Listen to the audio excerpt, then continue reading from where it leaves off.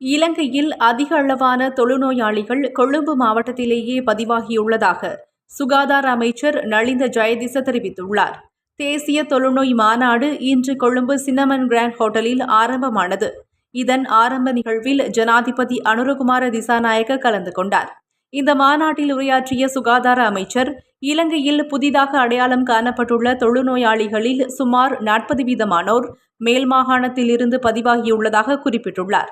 அதிக எண்ணிக்கையிலான தொழுநோயாளிகள் கொழும்பு மாவட்டத்திலேயே பதிவாகியுள்ளதோடு மட்டக்களப்பு, கம்பஹா, குருநாகல் மற்றும் களுத்துறை மாவட்டங்களிலிருந்தும் நோயாளிகள் பதிவாகியுள்ளதாக கூறியுள்ளார்.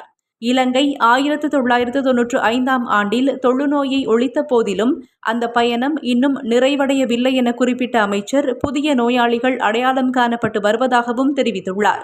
இதன்படி ஒவ்வொரு ஆண்டும் சுமார் 1500-2000 புதிய தொழுநோயாளிகள் அடையாளம் காணப்படுவதாகவும் அவர்களில் சுமார் 10% 10 வயதிற்குட்பட்ட சிறுவர்கள் எனவும் அமைச்சர் குறிப்பிட்டார்.